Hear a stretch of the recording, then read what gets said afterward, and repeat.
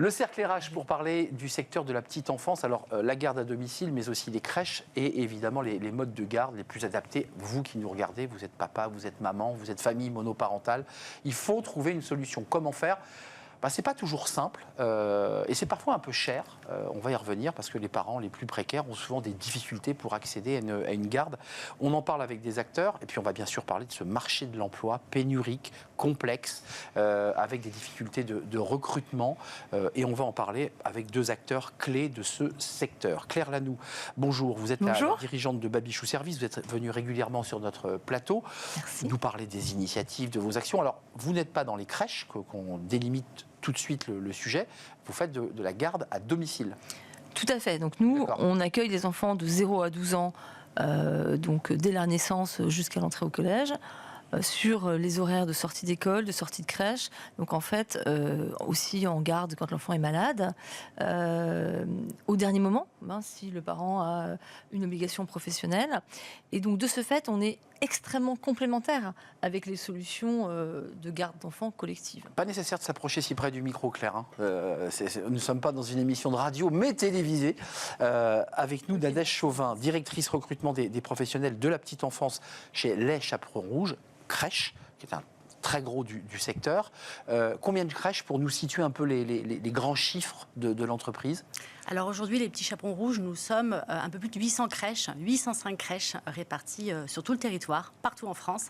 Et nous avons au sein de ces crèches 9000 collaborateurs diplômés de la petite enfance qui accueillent tous les jours 25 000 enfants au sein de nos structures. Un mot sur ce que j'évoquais tout à l'heure. J'ai commencé par le côté parents, précarité, mais commençons par le marché. Est-ce que pour vous, aujourd'hui, on peut dire que le secteur est sinistré, pénurique? Est-ce que c'est compliqué? Parce qu'il y a d'autres secteurs qui viennent sur ce plateau. Je pense au transport, je pense à ceux qui conduisent des bus. Ils ne trouvent pas. Est-ce que c'est la même chose chez vous, côté crèche? Moi, je peux vous dire qu'aujourd'hui, le secteur, il est pas fébrile, il est en crise. Il est en très grande difficulté. Aujourd'hui, nous avons effectivement un nombre important de postes à pourvoir pour répondre tout simplement aux besoins des familles. Combien là aujourd'hui? Aujourd'hui, en France, on dit qu'il manque 10 000 professionnels diplômés de la petite enfance. Juste aujourd'hui, tout confondu, pour répondre aux besoins actuels du secteur. En parallèle, il manque près de 200 000 places de crèche en France pour répondre aux besoins des familles. Ce qui fait qu'aujourd'hui, évidemment, dans un contexte où ce sont des métiers qui sont en perte de vocation, il est grand temps d'agir concrètement en faveur de la valorisation du secteur, de ces métiers, et aussi en faveur de la reconnaissance de nos salariés, de nos collaborateurs qui font un travail fabuleux auprès des enfants tous les jours. Nadège, sans vous challenger, mais ce sujet-là, moi, je le traite depuis presque 10 ans et j'entends des acteurs du métier qui me disent la même chose depuis 10 ans. Il faut valoriser, mais en fait, on n'y arrive pas. Aujourd'hui, je pense qu'on est, si vous voulez, à la limite de deux mondes. Soit on prend des mesures concrètes pour vraiment accompagner la formation des professionnels, pour revaloriser les métiers, pour revaloriser les salaires. Et on se donne une chance, finalement, de pouvoir répondre aux besoins des familles. Soit, effectivement, on prend des mesures qui ne sont pas des mesures adaptées à nos métiers, pas des mesures adaptées aux besoins des familles et à nos crèches. Et malheureusement, l'issue me fait peur. On y reviendra, les crèches, c'est aussi la difficulté pour vos salariés d'avoir des temps de transport très très très longs, car ils ne peuvent pas vivre à Paris, c'est-à-dire ouvrir une crèche très tôt, ça veut dire une vie impossible pour ceux qui viennent aussi travailler chez vous, c'est compliqué, ça c'est une réflexion. Chez vous, c'est un autre profil. Alors là, il y a des diplômes, tout ça est très réglementé, c'est des professions très réglementées. Comment ça se passe? Parce que le babysitting, quand on a été étudiant ou jeune lycéen, on a fait du babysitting. Vous dites non, on va aussi encadrer le profil des jeunes qu'on va emmener dans les familles. Tout à fait. Alors, il faut rappeler que la garde d'enfants à domicile, moi je suis administrateur d'une fédération métier, la FESP, Fédération des entreprises de services de proximité. Tout à fait. On a des exigences, on a un agrément. N'importe qui ne peut pas garder d'enfants à domicile. En tout cas... On appelle ça les nounous. Oui, et les gardes d'enfants, chez nous, on appelle ça des intervenants ou des baby-sitters. En tout cas, on est sous le coup d'un agrément et c'est heureux. On souhaite garder ces exigences de l'agrément qui demandent un certain niveau d'expérience ou de diplôme pour les 0-3 ans. Et si ce n'est pas un diplôme, ça sera de la formation continue avec des points de suivi réguliers. Dans chacune de nos 120 agences, nous avons des encadrants qui, au quotidien, sont au plus proche des intervenants et des parents. Alors, un sujet que je vous pose sur la table, mais qui vous impacte directement, c'est tous les sujets autour de l'immigration choisie, les enjeux autour des migrants, le fait qu'on intègre ces personnes qui sont pour certaines d'entre elles diplômées dans leur pays et qui aujourd'hui tiennent les murs.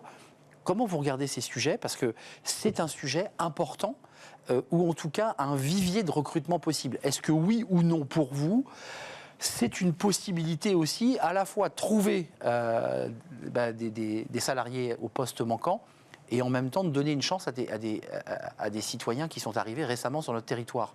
Mais tout à fait. Oui. Enfin, Aujourd'hui, tout ça est réglementé. Le décret Norma cadre en fait les équivalences en termes de diplômes. Vous avez différents diplômes, notamment européens, Oui. qui permettent du coup de pouvoir exercer en France au sein des crèches. Donc tout ça est réglementé et mérite évidemment qu'on se colle à la réglementation. J'entends bien le respect de la loi. Est-ce que vous dites qu'il faut un peu casser les murs et donner la chance à ceux qui sont dehors aujourd'hui en situation de très grande précarité de pouvoir les former, les accompagner pour leur donner une chance et peut-être de pourvoir les 200 000 postes qui manquent? Moi, je pense qu'il faut effectivement considérer les choses de façon pragmatique. Les métiers de la petite enfance, les métiers du soin, de la santé, ce sont avant tout des métiers de vocation. On peut avoir la vocation étant jeune, auquel cas on s'oriente après une troisième, une seconde, même post-bac, vers des études, vers un diplôme petite enfance, et auquel cas on peut faire sa carrière. Il y a aussi effectivement la reconversion tout au long de la vie. Et on peut effectivement, tout ce dont on est, faire 2, 3, 4 métiers tout au long de la vie et avoir, soit par une question d'opportunité, soit par une question de vocation tardive, avoir envie de s'orienter vers ces métiers. Et auquel cas, j'ai envie de dire, quand on a l'envie, la vocation, les portes sont ouvertes, c'est tenté qu'on puisse effectivement passer les diplômes, qui sont aujourd'hui obligatoires en France et chez les chaperons rouges. Vais-je avoir une réponse avec Claire, car vous n'avez pas répondu à ma question, je la reposerai. Est-ce que dans les personnes qui viennent et poussent la porte de Babichou, vous avez ces jeunes issus de l'immigration, issus des quartiers, qui vous disent c'est la seule possibilité que j'ai aujourd'hui de pouvoir gagner un peu ma vie et de pouvoir trouver un sens à ma vie? Alors, d'abord, c'est déjà le cas, et c'est tant mieux, parce qu'on a des personnes très engagées, très désireuses de progresser dans leur parcours. Et nous formons sur à peu près 5-6 000 salariés qu'on a aujourd'hui en France. On est fiers d'avoir à peu près 600-700 personnes chaque année qui sont, grâce au parcours qu'ils effectuent dans nos agences, dans nos entreprises, 600 diplômés du CAP accompagnement éducatif petite enfance. Et ils sont suivis. Ils ont des maîtres d'apprentissage. C'est une nouvelle disposition, on est également très heureux de cela. De tutorat. Et c'est pas forcément subi. Il y a beaucoup de jeunes, alors c'est beaucoup de jeunes femmes ou filles, absolument. Qui sont heureuses de ce parcours. Parfois, après, elles vont poursuivre en crèche. Et c'est également heureux parce qu'elles vont avoir une autre expérience là en collectivité. Mais ce sont des personnes qui sont formées à être suffisamment autonomisées. Voilà. Choc des cultures, avant de passer à la loi plein emploi contestée, puisqu'on va donner aux communes, enfin en tout cas c'était le projet de 2024, aux communes la possibilité de pouvoir gérer ce sujet qui pose quelques sujets, mais choc des cultures dans des familles de Paris-Centre qui voient arriver ces jeunes des quartiers, ça se passe bien, ils les accueillent, comment ça marche concrètement? Moi je dirais d'abord que la garde à domicile, c'est pas du tout réservé aux grandes agglos et au centre des grandes agglos. Dans les territoires ruraux, justement, il n'y a pas beaucoup de solutions de garde. On intervient tout à fait, on intervient beaucoup auprès des familles monoparentales qui représentent à peu près, dans lesquelles il y a à peu près 25% des enfants en France aujourd'hui. C'est un enjeu. Exactement. Et donc, il n'y a pas de problématique liée uniquement à des centres-villes. Tout le monde a des besoins de garde d'enfants. Les personnes qui ont des horaires atypiques en ont besoin. Le matin tôt, tard le soir. Et il n'y a pratiquement que la garde à domicile qui peut répondre à cela aujourd'hui. C'était Babilou, d'ailleurs, qui avait suscité un vrai débat sur on élargissait les amplitudes horaires. De votre côté, la loi plein emploi, vous disiez qu'il faut faire des choses concrètes. Qu'est-ce qu'on doit faire concrètement? Parce qu'en face de ça, vous avez des clients, des familles, qui vous disent c'est trop cher. Je ne peux pas payer. C'est trop élevé. Comment on fait?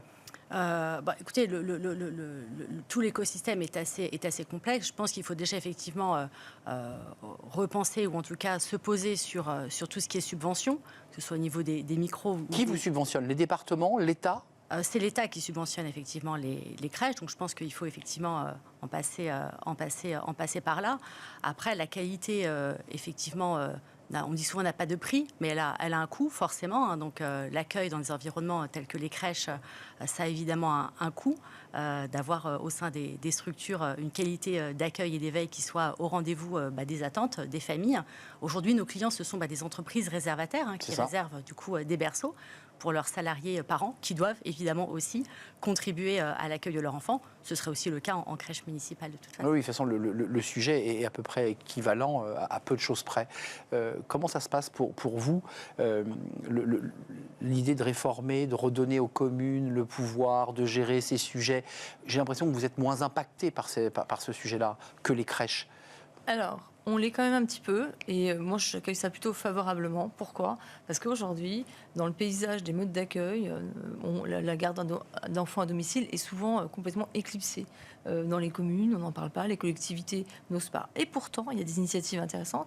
Les CAF ont ouvert des RPE, des relais petite enfance. Ce sont des lieux d'accueil pour la garde individuelle, aussi bien pour les asthmates, assistantes maternelles, que les auxiliaires parentales. Mais elles viennent, c'est un lieu de rencontre, c'est important d'échanger aussi. Et ce que nous, on demande à la faveur de cette nouvelle organisation, c'est que ce soit les communes mettent plus en avant les différents modes de garde pour que les parents aient le choix. Et parfois, 2 parents qui s'unissent pour la garde des enfants, une garde partagée, ça ne coûte pas tellement plus cher que d'autres modes de garde comme la crèche. On parle de salaire aussi dans cette émission parce que c'est intéressant. C'est quoi le niveau moyen d'un salarié d'une crèche chez vous ? Écoutez, ça dépend des diplômes, ça dépend aussi évidemment des villes. Il y a des villes sur lesquelles les salaires sont un peu plus élevés que d'autres. Donc en fonction du diplôme, de l'ancienneté et des villes, on a des grilles de salaire effectivement qui sont évolutives et qui sont du coup revalorisées chaque année. On peut être aux alentours de 2000, 2500 euros, 3000 brut, 3000, 3500 euros pour une directrice de crèche. Pour une directrice de crèche, donc en brut, ça veut dire 1900 euros net.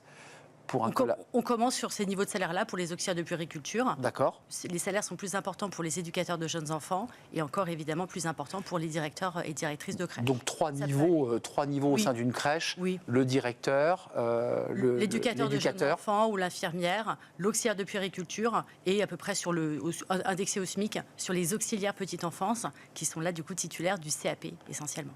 Le niveau de salaire d'une assistante maternelle, alors c'est très complexe parce que ça peut être des horaires morcelés, ça peut être des sorties d'école, mais imaginons qu'une assistante maternelle qui accueille un enfant en bas âge, hors crèche, une auxiliaire parentale ou babysitter, et qui va accueillir un enfant chez elle toute la journée et qui n'est pas encore à l'école. C'est quoi le niveau de... Nous, c'est une garde à domicile chez le parent. Donc elle se déplace chez le parent. Voilà, elle se déplace chez le parent. Sur un temps plein, ça peut être 2000 net. Sur un temps plein en garde partagée, ça peut être 2000 net. Mais c'est vrai que la majorité de nos emplois, nous, répondent à des besoins de complémentarité. On va aussi avoir la population étudiante, qui parfois en grande précarité va être heureuse de pouvoir s'appuyer sur un job de complément qui permet d'aider. C'est une autre philosophie. Qu'est-ce qu'on peut faire pour améliorer les salaires ? Vous qui êtes des acteurs du système, vous êtes impliqués dans des fédérations, vous êtes un des leaders du marché autour des crèches. Comment on fait pour améliorer le salaire de ces salariés qui, objectivement, ont des grandes amplitudes horaires et ont souvent des temps de transport importants ? Alors, je dirais, on favorise la formation, ce qu'on fait déjà, et on favorise aussi les parcours professionnels. C'est-à-dire que nous, on a pas mal de gens qui sont rentrés en tant qu'intervenants, qui ont pris des responsabilités au sein des agences, qui donc évoluent vers des postes d'encadrants et parfois même de responsables d'agences, et donc participent aussi à la vie, finalement, de la société. Encore une fois, tout le monde ne peut pas devenir chef et directeur d'agence. Certains ont envie juste d'avoir un salaire décent pour le travail qu'ils font. Comment on fait pour augmenter les salaires ? Il y a le fameux bonus attractivité qui aujourd'hui n'est pas encore débloqué pour les crèches privées, les multi-accueils et les micros. Donc ça, effectivement, c'est un premier point. Après, évidemment, la voie de l'évolution professionnelle reste aussi une voie pour évoluer statutairement, pour évoluer salarialement. Et sur le sujet, excusez-moi d'y revenir, il nous reste 40 secondes, sur le sujet de ces femmes, il suffit d'aller dans les EHPAD, il suffit d'aller dans les établissements pour voir que ce sont beaucoup de personnes issues de l'immigration qui s'occupent de nos anciens, qui s'occupent de nos enfants. Est-ce qu'on doit être encore un peu plus ouvert sur ce sujet dans un contexte politique où dès qu'on parle de migration, les gens hurlent ? Écoutez, oui, aujourd'hui, à partir du moment où les collaborateurs, ou en tout cas les candidats, ont un diplôme... Pour vous, c'est la règle. Je suis directrice du recrutement. Nous avons aujourd'hui plus de 1300 postes à pourvoir. Aujourd'hui sur notre site de recrutement pour compléter nos effectifs. Il est évident que nous recrutons sur la base de la qualification, du CV, du diplôme, des motivations. Pas que votre question m'étonne, mais complètement indépendamment des origines présupposées ou réelles des personnes que nous avons. Moi, j'adore poser des questions étonnantes. Merci. C'est pas un sujet, c'est évident Non. qu'on accueille tout le monde. Voilà. Vous accueillez tout le monde. Merci, mesdames, de nous avoir éclairés. En tout cas, il reste encore pas mal de chemin. Vous êtes toutes, dans vos domaines respectifs, engagées, en tout cas, à faire avancer ces sujets d'attractivité, de formation, et puis de parler au pouvoir public, parce que c'est un interlocuteur important dans vos métiers. Merci, Claire Lanoux, dirigeante de Babichou Service, garde à domicile. Enfin, en tout cas, la nounou se déplace dans les familles, mais aussi récupérer son enfant après l'école, lorsqu'on travaille. Et puis, Nadège Chauvin, vous êtes la directrice recrutement des professionnels de la petite enfance chez les Chaperons Rouges. Merci de nous avoir rendu visite. On va suivre ce sujet, et d'ailleurs, on le suit très régulièrement. On tourne une page tout de suite, c'est Fenêtres sur l'emploi, et j'accueille mon invité.